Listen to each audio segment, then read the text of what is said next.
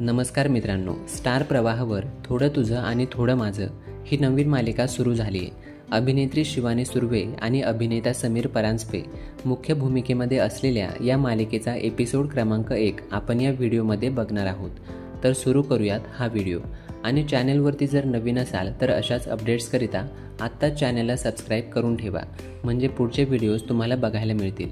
तर मालिकेची सुरुवात होते SMD कॉलेजच्या वार्षिक पारितोषिक वितरण समारंभाने. 10 वर्षांपूर्वीची गायत्री दीक्षित म्हणजेच आत्ताची गायत्री प्रभू ही 10 वर्षांपूर्वी या कॉलेजची टॉपर होती, जिचा रेकॉर्ड या 10 वर्षांमध्ये कोणीच मोडू शकलेलं नाही. आणि आज या कॉलेजमध्ये वार्षिक पारितोषिक वितरण समारंभामध्ये स्टुडंट ऑफ द इयरचा पुरस्कार दिला जाणार असतो. इथं गायत्रीलाही बोलावण्यात आलेलं असतं. एकेकाळची गायत्री दीक्षित हिची आता स्वातंत्र्य सेनानी दिनकर प्रभू यांच्या घराण्याची सून आणि हॉटेल पॅराडाईजची सर्वेसर्वा सिनियर मॅनेजर गायत्री दीक्षित म्हणून ओळख आहे. गायत्रीला येथे स्पेशल जज म्हणून बोलावण्यात आलेलं असतं. गायत्रीला तिच्या कर्तृत्वाचा खूप घमंड आहे.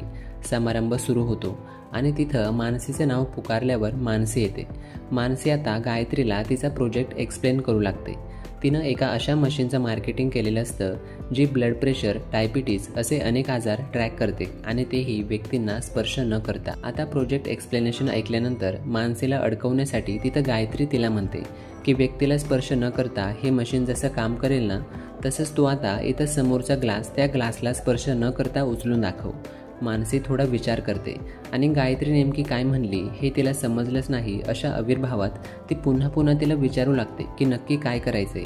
तेव्हा चिडून गायत्री स्वतःच्या हातानेच तो ग्लास उचलते आणि तिला म्हणते की मंद मुली, हा ग्लास असा उचलून दाखव असं मी तुला म्हणते. तेव्हा मानसी म्हणते की उचलला ग्लास, तोही माझा हात न लावता. हे सगळं कळल्यानंतर गायत्री खजील होते आणि मानसीचं कौतुक केलं जातं.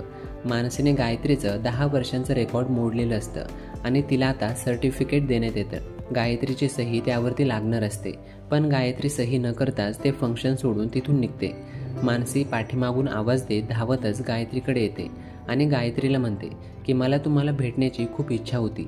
तुमचं नाव मी खूप ऐकलंय. पण मानसीशी अतिशय माजुरड्या पद्धतीने गायत्री बोलू लागते आणि मला फक्त हरलेले चेहरेच बघायला आवडतात. आपली भेट परत होऊ नये अशी देवाकडे प्रार्थना कर असं मानसीला बोलून तिथून निघते. गायत्री घरी जाते तेव्हा तिने बोलावलेले डीलर रागातच तिथून निघून जात असतात. हे गायत्री पाहते. गायत्रीला इतिहासाचा वारसा असलेला तिचा वाडा विकायचा असतो आणि तिथं टॉवर बांधायचं असतं. डीलर्स रागात निघून गेलेले बघत गायत्री घरच्यांवरती खूपच संतापते आणि हे सगळं कोणी केलं, त्यांना इथून कोणी घालवलं असं सगळ्यांना ती विचारू लागते. घरामध्ये कोणीही जास्त कमवत नसतं. गायत्री एकटी सगळ्या घराचा खर्च उचलत असते. तिने आपल्या उपकारांच्या ओझ्याखाली सगळ्यांना दाबून ठेवलेलं असतं, त्यामुळे तिच्यासमोर कुणीही एक शब्दही तोंडातून काढत नसतं. सगळ्या घरावर तिचं जणू काही राज्य असतं. पण घरातील छोटा मुलगा तेजस मात्र तिला अजिबातच मोजत नसतो. तेजसनेच डीलर्सला घालवलं असेल हे गायत्रीला माहीत असतं आणि त्याला ती जाब विचारू लागते. आता इथं तेजस आणि त्याची वहिनी म्हणजेच गायत्रीची टशन बघायला मिळते. तेजस गायत्रीला वाड्याचा इतिहास पुन्हा एकदा उलगडून सांगू लागतो आणि यामध्ये मला काहीच रस नाही असं गायत्री म्हणते आणि वादविवाद करू लागते.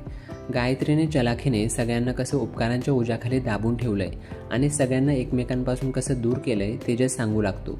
काही झालं तरी हा वाडा मी विकू देणार नाही, यावर मी सही करणार नाही असं तो गायत्रीला बजावतो. गायत्री कसं तेजसच्या बहिणीच्या शिक्षणाचा खर्च करते, सगळ्यांना कसं पोचते, घरातल्या सगळ्यांची कमाई काय हे सगळं सुनावू लागते. जास्तच बोलणाऱ्या तेजसला गायत्री म्हणते की या वाड्याबद्दल तू इतका बोलतोयस ना, हा वाडा तात्यासाहेबांनी घराची इब्रत आणि प्रेस वाचवण्याकरिता गहाण ठेवलाय, हे तुला माहीतच आहे ना. प्रभू आता भिकेला लागलेत. या वाड्यावरती केस सुरू आहे आणि त्या वकिलाचे पैसे सुद्धा मीच देते. तेजस मात्र गायत्रीला चांगला सुनावत असतो आणि यामुळे गायत्री संतापते. स्वातंत्र्य सैनिक दिनकर प्रभू यांचा फोटो गायत्री हातात घेते आणि तो जमिनीवरती भिरकवणार इतक्यात तिचे सासरे तिच्यासमोर हात जोडत रडू लागतात आणि तिची माफी मागतात. तेजस त्यांना उठवतो, पण त्याचे बाबा त्याच्यासोबत बोलत नसतात. तेजसचे बाबा त्याच्या आईकडे बघत म्हणतात की सांग तुझ्या मुलाला, आपण सगळे हिचे आश्रित आहोत, हिच्यामुळेच हे घर चालतंय, त्यामुळे ही जसं म्हणते तसं ऐकायला काय हरकत आहे. पण तेजसचा मात्र याला विरोध असतो. वकिलावर खर्च केलेले 2 लाख रुपये टाक आणि मगच तोंड उघड असं गायत्री तेजसला म्हणते. नाहीतर इतर भावंडांसारखं वाड्याच्या पेपरवरती सही कर आणि हा वाडा माझ्या नावावरती करून टाक असं गायत्री तेजसला म्हणते. तेजस आता गायत्रीने दिलेलं हे चॅलेंज घेतो आणि 100 दिवसात वकिलावर खर्च केलेले 2 लाख रुपये मी दिलेच म्हणून समजा असं गायत्रीला म्हणतो. हा एपिसोड इथे संपतो. मालिकेच्या पुढील भागामध्ये आपण पाहतो की शोभा मामी मानसीसाठी स्थळ घेऊन तिच्या घरी आलेली असते. तेव्हा मानसीचे वडील रागावून तिला म्हणतात की ज्या घरात लक्ष्मी पाणी भरत असेल ना त्याच घराचा माप ओलांडून माझी मानसी त्या घरात जाईल. इकडे तेजससाठी सुद्धा स्थळ आलेलं असतं आणि मुलीचा फोटो बघ असं त्याला म्हटलं जातं. मुलगी सुंदर आहे, शिकलेली आहे असं तेजसला कळतं, पण तेजस म्हणतो की शिकलेल्या मुलीसोबत माझंही येतो घरात. गायत्री तिच्या सासऱ्यांना म्हणजेच तात्यांना म्हणू लागते की तुम्ही तुमच्या तत्वांशी तडजोड करणार आहात का?